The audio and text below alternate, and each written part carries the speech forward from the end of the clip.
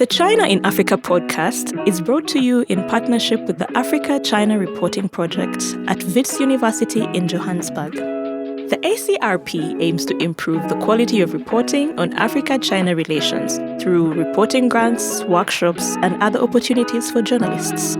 More information at africachinareporting.co.za and our dedicated training website at africachinatraining.com.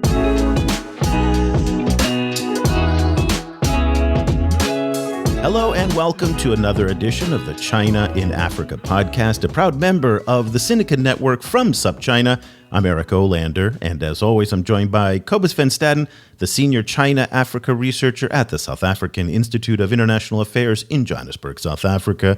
A very good morning to you, Cobus. Good morning.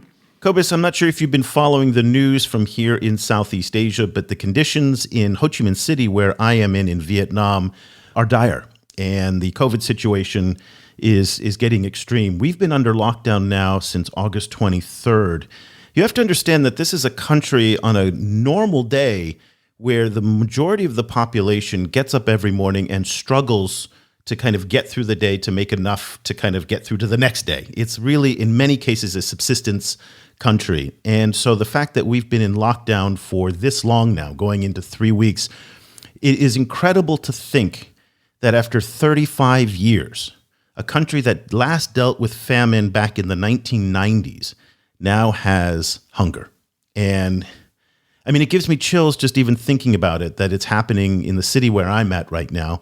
And by no means is Vietnam alone in this condition right now. I mean, COVID has disrupted food supplies, it's disrupted behaviors, it's disrupted economies, and it's done so much. And so it's now bringing back into the discourse, into the conversation, the questions about agriculture, food supplies, and food security. And this is especially the case in Africa. And that is something that we're going to be talking about today.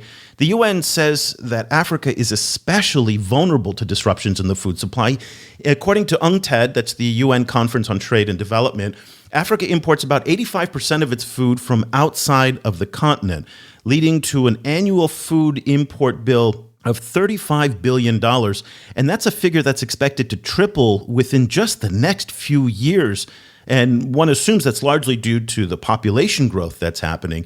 Now, this heavy reliance on imported food also leaves African countries extremely vulnerable. And in the old days, that vulnerability was expressed in the form of conflict. So the big culprit in creating famines in places like Ethiopia was the war with Ethiopia and Eritrea. Many of us remember that. And across the continent, that was the case. But today, it's actually far more complicated than that. We also have to factor in both the climate and, of course, what's going on here in Vietnam is also happening in many parts of Africa as well, related to COVID. Let me just give you a few examples of the situation that we're seeing today in parts of Africa. Madagascar is on the brink of experiencing really what scientists are calling the world's first climate change famine, according to the UN.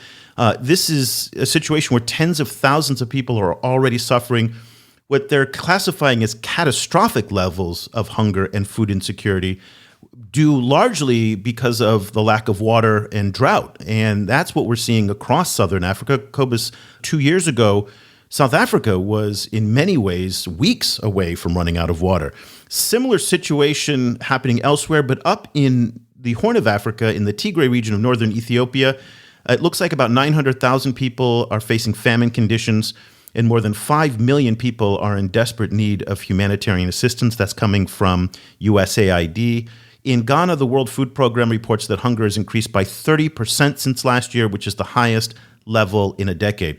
Cobus, all of this, it comes at a time that makes the conversation so important, because what we're hearing, what you and I in the conversations that we've been having with folks who are follow China-Africa relations, is that agriculture is going to be a very big topic at the upcoming Forum on China-Africa Cooperation Summit that's expected to take place later this year in Dakar.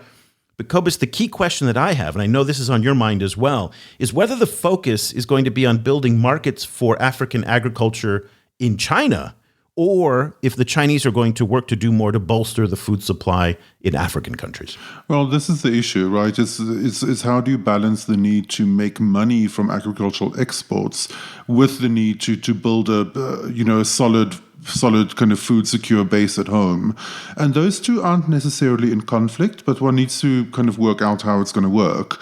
The other issue, of course, is also how both climate and food issues relate to all of these other issues. So, as you say, as you showed, like it affects both peaceful societies and societies in conflict, like in Ethiopia, and in some cases it tends to spark more conflict. So the connection between these issues and climate change, the connection between them and food and peace and security, are all going to affect not only Africa's future but definitely China's future in Africa.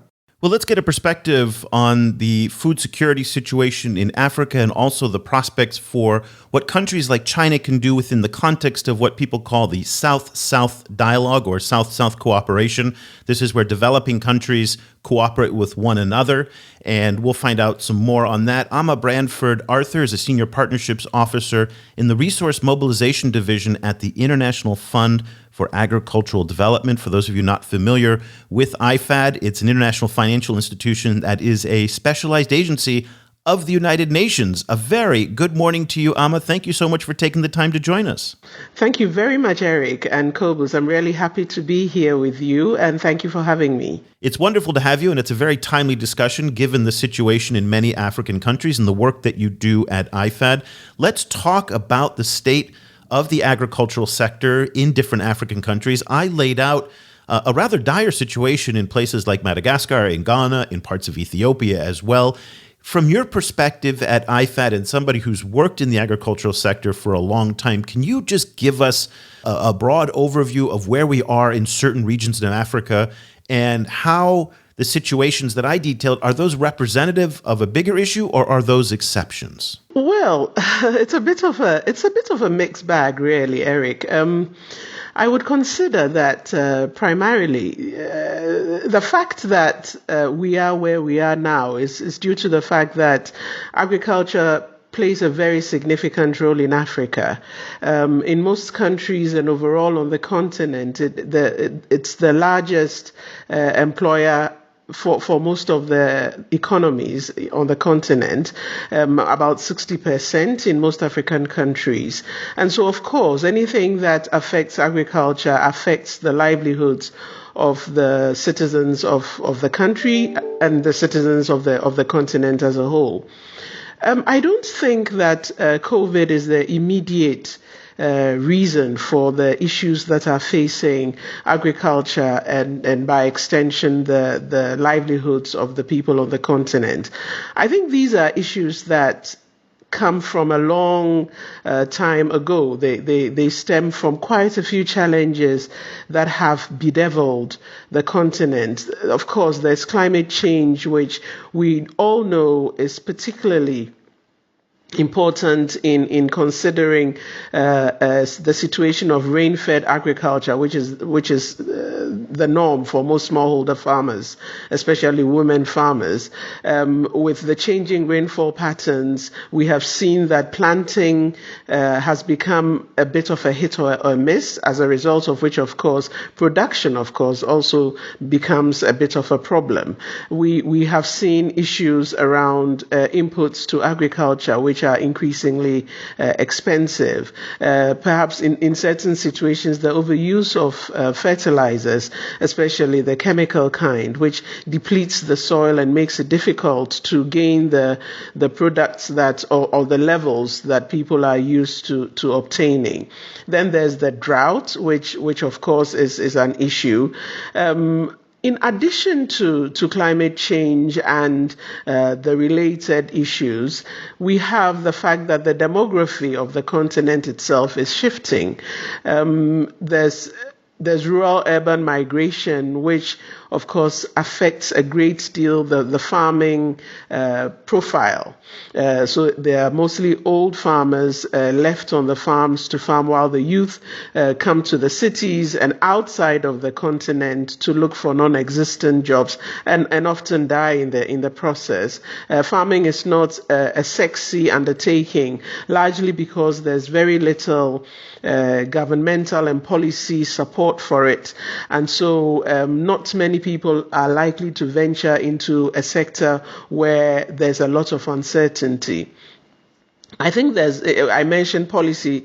I think that governments really owe a responsibility to supporting policy frameworks that look at the livelihoods of smallholder farmers in terms of the constraints that they face, particularly access to farm finance, to markets, the ways of transporting their produce. A lot of the time, especially in the rainy season in my country, I come from Ghana, a lot of the time the food is locked up on the farms because the roads are so bad that it's impossible to bring the produce to the markets. So there's a lot of issues that build up that leave us in the situation that we are now. But of course, COVID has exacerbated the situation and transformed what was, a growing problem to a real crisis whose effects we're probably not likely to see now, but give us a couple of years when the cycles come together and it will be quite an issue. Over the years, I've spent some time in a lot of development seminars, and one of these statistics that one always hears is that Africa has more arable land than most other kind of parts of the world, and that and that's one of the reasons why it's potentially this kind of agricultural export powerhouse. At the same time, all of these structural problems that you've mentioned, mean it's not really living up to that potential. Do you foresee kind of industrialized agriculture as a robust kind of development potential for Africa, or would we be facing a lot more problems than we'd be solving? Cobus, you come up with with a question that has so many facets to it, because a lot of the time, the error I think we make is assuming that what has worked in one context can be easily transported and replicated in another context. It doesn't always work out that way, because the systems that exist in certain societies do not allow for example, easy mechanization. And again, forgive me for using my country as an example. I remember talking to the agricultural minister from Malawi, and he was telling me about his visit to Ghana and how huge swathes of land were just lying there, he thought, underdeveloped, but of course in dire need of mechanization to ensure food production was effective. In Malawi, the land tenure system is totally different from the way that it is in Ghana, where the land is held by the chiefs very often, and families either inherit the land or just have a leasehold on it for a certain number of years. When you have a situation such as that, doing large-scale industrialized farming, mechanized farming, is a bit of a challenge. And so we cannot just talk about mechanizing agriculture in Africa as a blanket solution. We do have to examine each country's context, sometimes each region, each hamlet's context, to understand what is valid for them, and then be able to craft appropriate mechanisms and solutions that will solve those issues. And so you can understand that it's as complex as the different countries in Africa. And I know that often people make the error of thinking that Africa is just one big green continent, which you know very well it isn't. So unless we can do that, unless we can find opportunities and have the luxury, sometimes it is, to sit down to craft appropriate solutions for the context that we're in, I think just looking at mechanization as a silver bullet would be a bit of a reach. Okay, so if it's not mechanization, then what is it? And the reason I ask that, because we're looking at a population today of, and you probably can tell me more precisely, about 1.2 billion people on the continent, between 1 and 1.2 billion. And looking at UN data right here, it says that there's a 95% prediction that the UN has that the population by 2030 will be between 1.65 and 1.71 billion. That's a rather significant growth. So if it's not going to be mechanization, and please don't misunderstand me, I'm not advocating for U.S. or European style large-scale industrial agriculture because that has a whole set of problems. But it's not sustainable that Africa can continue to import as much food as it does today. What will it take to create a food ecosystem and an economy that is more self-sustaining? Well, I think that that's the question that has resulted in the UN Secretary General declaring the UN Food System Summit for 2021 as focusing on food systems transformation. This is not a question that I think I of myself can answer, because it is such a hydra-headed situation that I appreciate what you say, that you are not contesting that mechanization would be a solution. It would be one of the solutions, but there are so many initiatives that would need a radical review, a radical transformation, a radical overhauling, whether it is in the policy area, whether it is in the way that we approach our gender for policies, whether it is in the way that we look at our youth, whether it is in the way that we look at the way that we produce what it is that we do, whether we look at strengthening farming cooperatives, we look at strengthening formal arrangements for production. There's so many areas that we need to look at, and such platforms such as the Food System Summit that is coming off in October would provide the platform, I hope, where we would not just go, the policymakers and governments and important influencers, especially the private sector, would go to assess the situation that we are in now, which I think is clear to everybody. What is less clear is how we are going to move forward.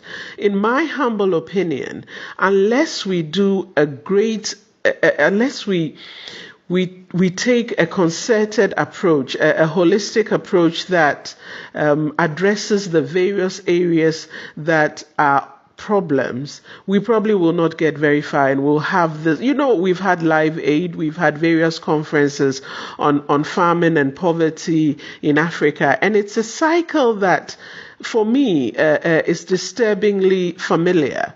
There is something that is not working, and unless we sit down and sort out what it is, I'm afraid, Eric, that we're going to be having this a similar podcast in a few years where we come back to the same questions. And so for me, it goes beyond picking the solutions and trying to resolve them. What we do need is a structured discussion on how we're going to approach the problems that we see. What kind of role do you see for foreign entities in developing this field within Africa, or taking this conversation further? Because obviously, agriculture has been, for a long time, a space for NGO engagement, and we particularly cover Chinese engagement in Africa, and at the last FOCAC summit in 2018, there was a pledge of 500 Chinese advisors being dispatched to Africa. There's many Chinese initiatives in agriculture in Africa at many different levels of it, including market expansion within China and kind of technological help, like experimental farms being set up and so on. When you see this kind of like foreign involvement in the African agricultural sector, where would you like to see more involvement, and where would you like to see less involvement? What kind of involvement has been helpful and what hasn't been? Thanks, Cobus. I think that involvement in other countries brings new ideas and new interventions that in some contexts are good and others can be rather inimical. Let me. My area of work in the International Fund for Agricultural Development is in South-South cooperation. South-South cooperation is a growing development, collaboration, cooperation modality, in the sense that it is increasingly recognized as a process in which developing countries, two or more, never mind the number, will pursue their own national capacity development through the exchange of knowledge, of skills, of resources, of technical know-how. It is a method by which there's a clear-eyed assessment of what it is, the activities and the interventions that will support development, that will support effectiveness, that will support especially smallholder agriculture and rural development. Now, China, I have to note, is a leading proponent of South-South and triangular cooperation. IFAD, my organization, is working extremely well with China. And the reason I think this is a successful collaboration, not only China with us, but also with several United Nations agencies, is because China is willing to share the experiences that it has garnered as it has proceeded on the pathway towards development, as it has succeeded in chalking up a number of milestones in terms of poverty alleviation and poverty extinction, as it were. And for us, the knowledge that China shares, the knowledge that other countries, Indonesia, Thailand, Brazil, that they share is such knowledge as will be relevant to our own context or to the context of other developing countries. And so when we talk about South-South cooperation, we also talk about South-South and triangular cooperation. The triangular aspect being where international agencies such as IFAD will broker strategic partnerships that will bring the knowledge from one end to the hunger that is, and hunger for knowledge, as it were, that will transform into alleviating the hunger from physical hunger or economic hunger. And so South-South and triangular cooperation is one of the ways, I'd like to say, in which foreign interventions, foreign interactions with other countries can be effectively tailored to the context in which they find themselves. And I'm more than happy to talk to you about maybe the specific contributions that we have undertaken with the support of the Chinese government and other agencies. Well, I'd like to get to that, but what I'd like to better understand is, what does the South-South cooperation, I mean, you go to a lot of development seminars and you read a lot of academic papers and they talk about South-South cooperation, South-South development. Cobus said he went to a lot of these seminars. What does it actually mean in practice? Can you give us some tangible examples that people can get their heads around as to what does South-South cooperation, either with China or any other partner, as it plays out in Africa? Absolutely, Eric. So I've given the definition, as it were, of what we consider to be South-South cooperation. So and triangular cooperation. So effectively, it is, if you want to reduce it to its simplest terms, it is learning from the other experiences, from the experiences of other countries, other contexts, other societies, and leveraging that knowledge, adapting it to the context in which one finds oneself. So when I look at the practical examples, and again I will take China because it is relevant to this context and to our conversation. China was both a recipient of IFAD's investment, but now we see it as a very significant contributor to the work that IFAD does, which is primarily focused at smallholder farmers. And that comes both in terms of financial support, which is always very appreciated and very welcome, but even more so in policy engagement, in supporting governments to set up systems that will strengthen institutions, improve the capacity of the productive sector, and ensure that what they have learned is able to be promoted and transformed and replicated through technology, through innovations, and through inclusive production and other business models, such as business-to-business linkages and other agricultural and non-agricultural activities. So South-South triangular cooperation is not just like a wishy-washy way of looking at interventions in countries, but actually in the ways that it can promote even investments and trade among developing countries. It is a way in which we can look at transforming the agricultural sector on the continent. Let me give you a couple of examples that we have here. So China and IFAD set up in the late 1990s, the China IFAD SSTC facility. So China gave seed funding of $10 million.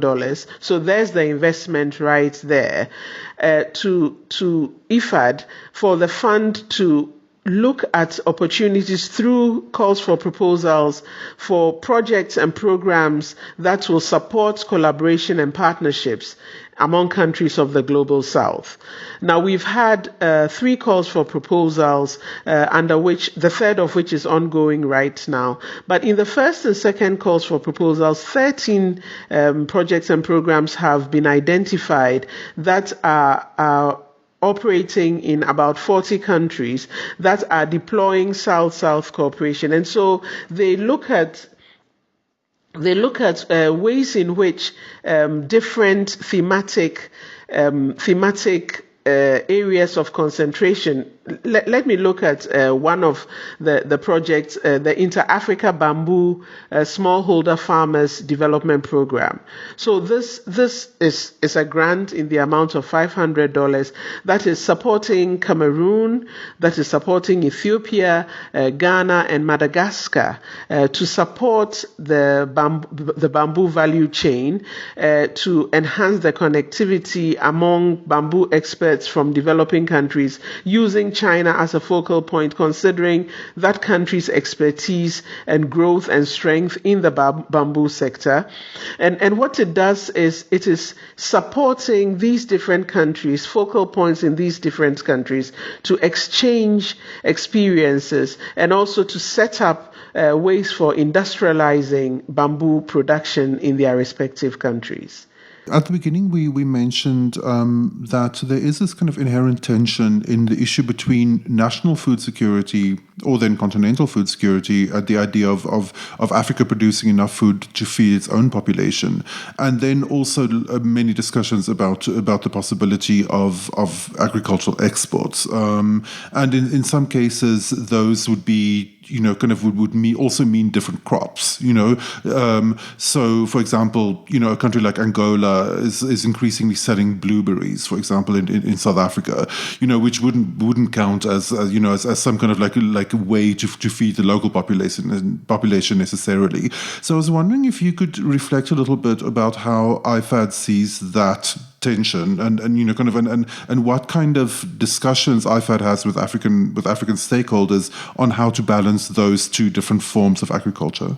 Cobus, if I understand you correctly, you're talking about agriculture for nutrition, for food security, household food security, versus, if you like, there comes the tension, agriculture for economic empowerment. It's not only that. It's that's certainly a big aspect of it, but it's also it's the tension between also agricultural as a form, as a carrier of national culture and national history, and just the way that it is embedded in the kind of in the local, compared to the need to anticipate kind of market demands, to try and kind of like position oneself in foreign markets, and with that then the decision to whether, for example, is one planting cassava, that local people would want to eat, or are you planting roses, for example, to export, to try and kind of get a foothold in the international flower market, for example? Those kind of like decisions about how to use, finite national resources like soil and water.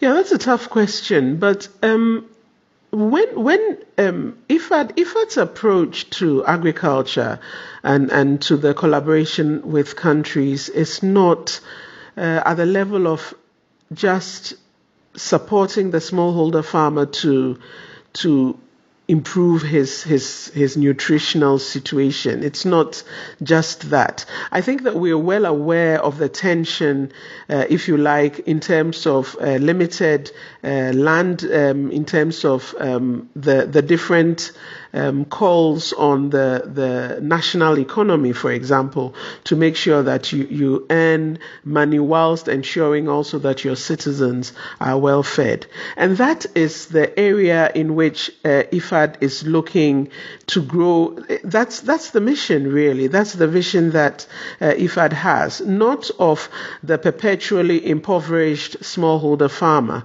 but a smallholder farmer that moves from his level of production to being supported by the government, by the private sector, to looking at implementing or scaling up agricultural finance models that are of benefit both in terms of production and in terms of economics. And so it's almost like making sure that you grow enough to feed yourself, and then you grow past that to be able to earn an income. So that of course, as you're saying, is a bit of a tension. If you think that if you see how much income you can make from exporting roses, like you mentioned, as opposed to growing cassava that will provide gari for hungry school children, then that is something that you actually need to sit down and review and tackle.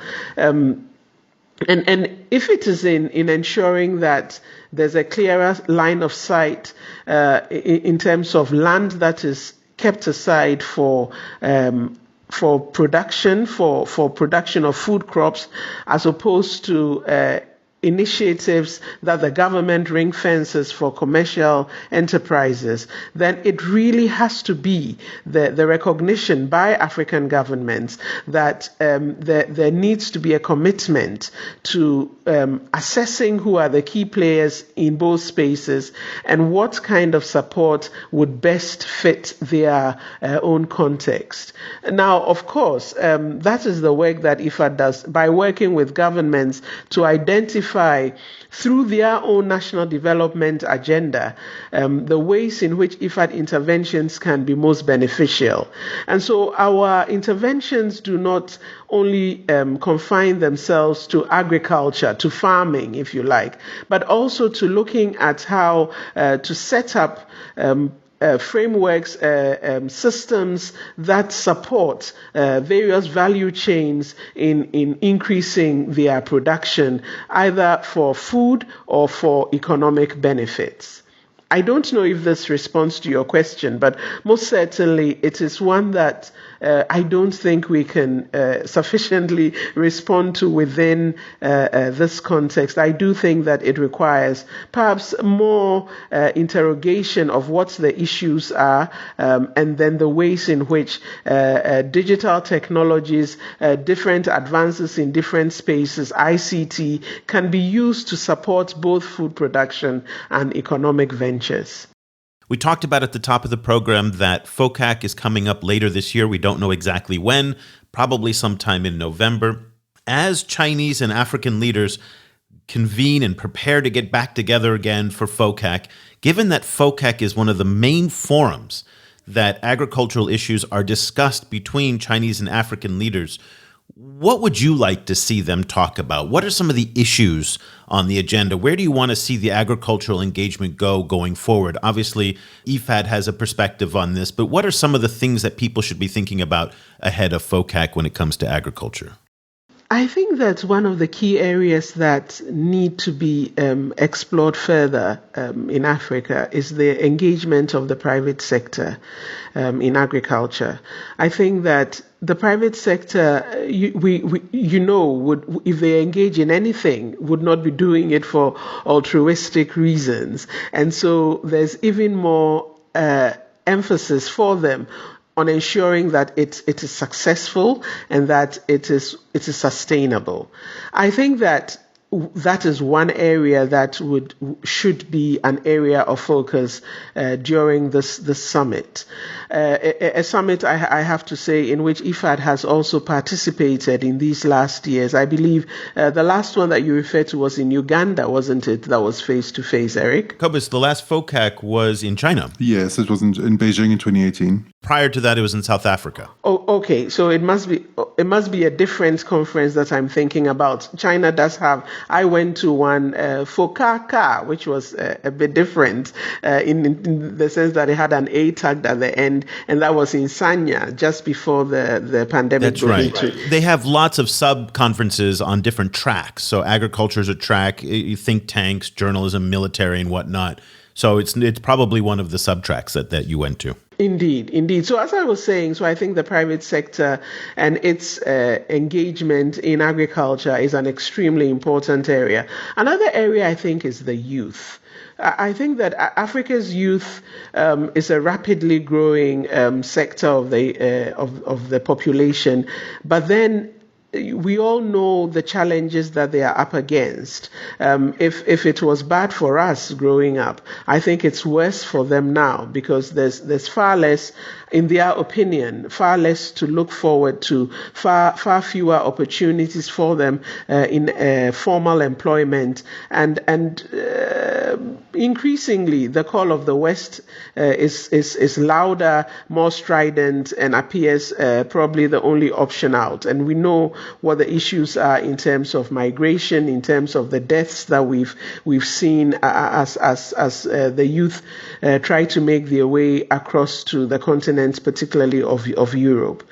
So the youth, focusing on how to integrate them into food systems in a way that will play on their own capacity to innovate, to think out of the box, to look at systems and processes that will increase the production opportunities and the economic opportunities for themselves and for the general population would be two key areas that I think would be areas to focus on. Just finally, we mentioned climate change throughout, and I was wondering, obviously climate change is this big, complicated, kind of slow-moving but also fast-moving problem. So I was wondering, kind of how, not particularly how one would mitigate the challenges of climate change itself, but how will planning for the future of agriculture, how will that have to change in order to also be able to plan for climate change? Cobus, is that my question? You're assuming that we can plan for climate change in the first place, which is a hugely I would contest that. Look, I've had a long time back in Ghana due to our being permitted to telework, and I've been back in Rome since the beginning of August. We've had so much heat here, it's unprecedented, and I know that in the US and in other situations, there's been heat waves that have also resulted in wildfires and serious droughts in many countries on the continent. You mentioned in Africa, you mentioned droughts in Madagascar, where you have climate change famine, where you can directly attribute the famine that is either imminent or ongoing to the effects of climate change. Cobus, I don't know that one can plan for climate change, but I do know that one can try and put in place initiatives that can counter to some extent to the effects of of drought and related climate change issues, the fallout from climate change. I'm thinking as I speak, because I'm thinking about what it would mean in practical terms. I would assume that countries such as China have had that experience and have a way of exchanging that information, looking at ways in which they have been able to counter the effects of drought and of climate change. But it's such an issue that I think that it would go beyond just one country implementing or supporting other countries to implement such interventions. I do think that we know the calls for doing something about climate change, that we know that something needs to be done. We know the percentages that we need to achieve in order to avoid that tipping point, although now that rain has fallen at the North Pole, as we heard earlier this year, I don't know if we haven't reached that tipping point yet. As far as I'm concerned, if we don't come together to look at ways in which we can tackle this situation, to look at the increasing danger of water farming, of dried up water bodies, of polluted water bodies, of the different reasons for having the situation that we have, I do feel that this will be a more rampant problem across the continent than it is now.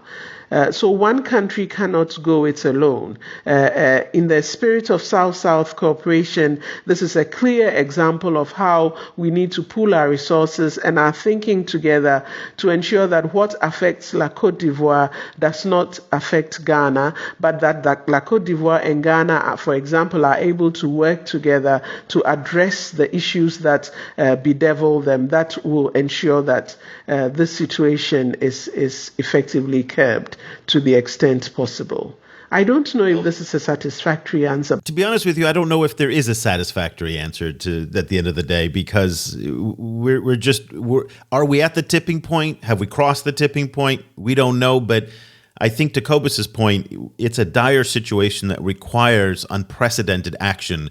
And up until this point, we haven't seen the governments that are impacted most by this mobilized to do something in such a way that it really speaks to the urgency of the moment. So we're hoping that now that the global north is suffering from climate change in very direct terms, as well as the global south, that people will actually come together. So let's hope. I take your optimism there very well. Emma Brandford-Arthur is a senior partnership officer in the Resource Mobilization Division at the International Fund for Agricultural Development. She joins us on the line from Rome. Thank you so much, Emma, for taking the time out of your very busy schedule to join us. If people want to learn more about the issues that you work on at IFAD and IFAD in general, where can they find you? Okay, so they can find my information on our website, so www.ifad.org, and I will respond to the extent that I'm able. Well, thank you, and we'll put the link to IFAD's information in the show notes. And once again, thank you so much for your time today. We really appreciate it. Thank you, Eric. Thank you, Cobus. It was a pleasure. Cobus, throughout the discussion with Amma, I kept thinking to myself that China is at once the solution or part of the solution, and there's a lot of experience that China brings to this debate that Western countries simply do not. China is a country of smallholder farmers that is very similar to the situation in many African countries. China is a country that has been dealing with endemic drought and deforestation. That too is an issue that is endemic to a number of African countries. There are a lot of parallels, and China's experience is very applicable to the conditions in many different parts of the continent, because given the fact that China itself is almost a continental-sized power, it has that diversity of ecosystems that really is applicable and relevant for the discussions. That being said, China is also a big part of the problem. And I'm wondering if in these conversations with stakeholders between those, at those meetings and those conferences that they all go to, China's consumption of beef, China's consumption of electricity, China's use of fossil fuels, all of the different things contribute to the problems that global South countries are encountering and what you've been writing about quite a bit this year in terms of the obligations that global North countries have. And in this case, I do consider China to be a global North country rather than a developing or global South country to people in Africa, given the fact that African countries, like those in developing regions like here in Southeast Asia and whatnot, are bearing the brunt of climate change and food insecurity as a result of that. Well, I agree with you that China occupies this really interesting kind of hybrid position between global North and global South, because in a lot of cases, its experience is directly applicable to the global South. So, for example, China is one of those countries that is managing to bridge the transition from smallholder agriculture to mass industrial agriculture, kind of without going through the kind of intervening kind of, several decades that transition took in Western countries. So China still has a robust smallholder agriculture system now and is yet also producing at scale. So, so being able to kind of integrate those systems in a way that doesn't necessarily just chase smallholder farmers off their land is extremely important, and China is also extremely innovative in terms of agriculture. It's like I read a report recently that showed that China registers more than twice as many patents, agricultural patents per year than the US. So it's all very interesting and innovative, and I think China's history of agriculture has a lot of lessons to teach Africa as well. At the same time, there's all of these issues around, for example, this kind of thing of like, should one produce stuff for consumption at home, or should one produce sexy kind of products that can be sold in international markets? I mean, the discussion in Africa about how to get into the Chinese market hits exactly that point. And China has kind of like diversified the options on the one hand and is adding to challenges on the other. Do you remember a couple of months ago, actually I'm dating myself, maybe 9 months ago, we spoke with Lu Xinqing, who was in Mozambique at the time, and she was with a group called AGRA. She wrote this great piece for us where she talked about how Mozambican farmers find it easier to sell stuff to China than it is to sell it across the border to another African country. And I think that's a very interesting dilemma here as well, is that until the AFCFTA, the African Continental Free Trade Agreement, really brings measurable reforms to ease the burden of trade in Africa, we're going to face a situation where it's easier to sell rice to China than it is to sell rice to Ghana, Rwanda, or anywhere on the continent. So that is a burden on African stakeholders to fix. Then the other thing is what we've talked about on a number of occasions is product diversification. Rwanda is not going to sell coffee to Kenya, right? So we need to have more diversity in what Africans need to consume. In terms of China, I think there's another interesting parallel that is worth considering. China has about 20% of the world's population. It has about 10% of the world's arable land. It will never be self-sufficient with regards to food. It will always have to be importing food. Again, that's a blessing and a curse, as we've talked about in this program. On the one hand, it presents an opportunity for Tanzania to sell soybeans to China. On the other hand, it's a curse because Tanzania is selling soybeans to China and not selling protein and energy and food into its own economy or into neighboring economies as well.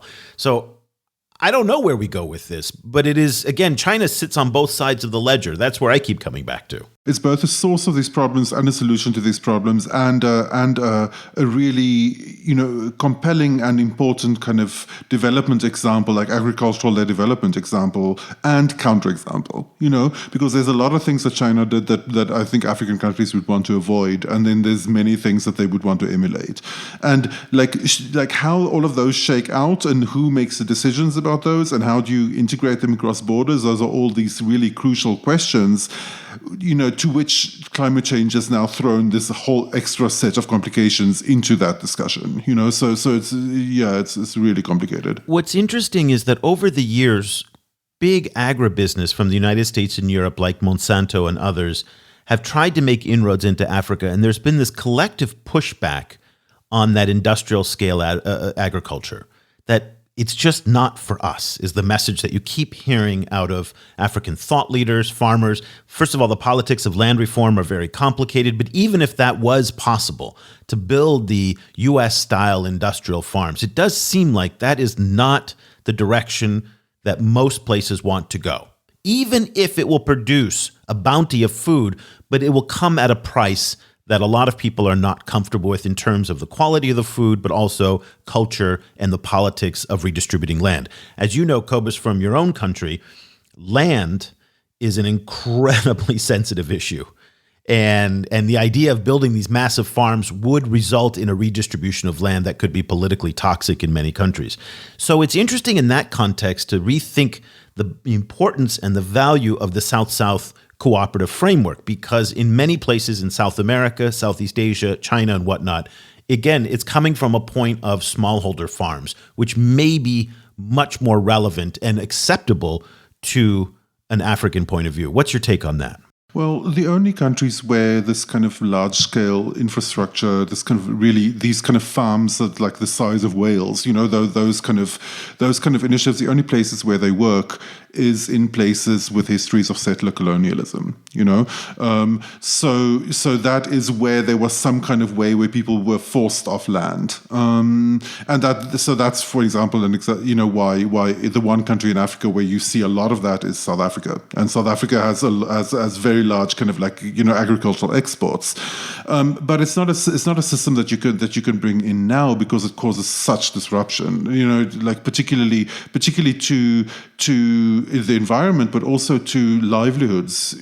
Kind of like in societies where kind of unstructured and unorganized urbanization is already a problem, that will just throw fuel on that particular fire. So kind of I think in that sense, I think China is a really compelling counterexample, because we recently our partners at Development Reimagined did an interview for our site with the economist Chang Chang, who we also interviewed in the podcast in the past, and he pointed out that one of the interesting kind of models that can be taken over by African systems is a Chinese model where they do practice large-scale agriculture, but they do it in a way where all of the different landholders are leasing their land to a few farmers in the community, not external big ag companies, but actually to the best producers in their communities to then expand their production, and then everyone gets a cut. So that kind of those kind of Chinese kind of innovative kind of models might be very interesting. But what the first thing that people will tell you in Africa is that the issue of land tenure and who really owns the land has been so messed up by the colonial process and the post-colonial process. And here South Africa is example number one. That even doing that is extremely difficult. Because in some cases the land tenure system in China was just so much more, even despite all of the disruptions in the 20th century around collectivization, is still so much more organically part of the local culture and the local systems than it is in Africa, where frequently local people find themselves alienated from the very systems within which they're supposed to be producing food.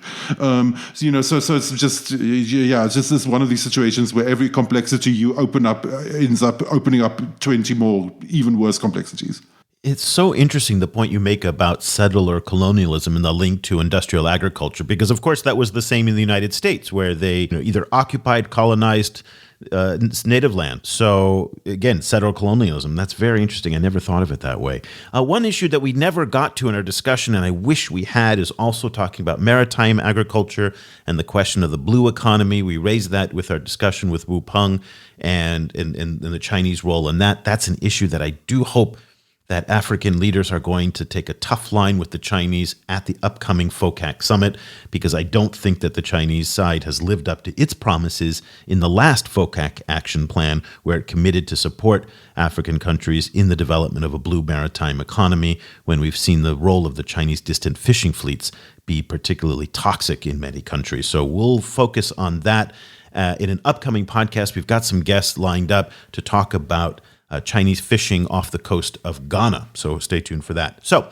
that'll do it for this edition of the show. These are the topics that we talk about every single day in our newsletter. You guys hear me always talk about the newsletter and the website. We're just so excited about the growth in our audience recently. Thank you to all of our new subscribers who've joined us and the community.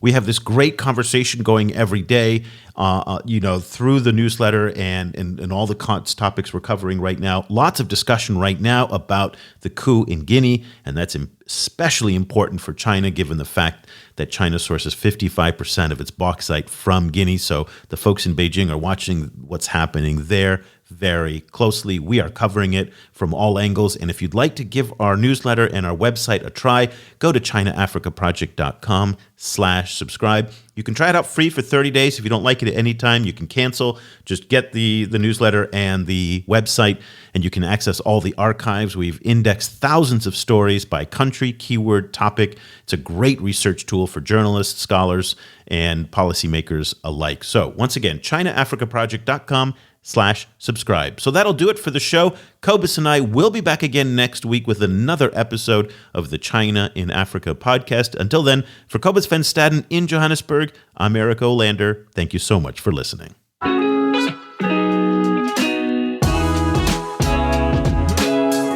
The discussion continues online. Head over to facebook.com/China Africa Project to share your thoughts on today's show. Or follow the guys on Twitter. Eric's at Eolanda, and you can find Cobus at Stadenesque. For more information about the China Africa Project and to sign up for our free weekly email news brief, go to ChinaAfricaProject.com.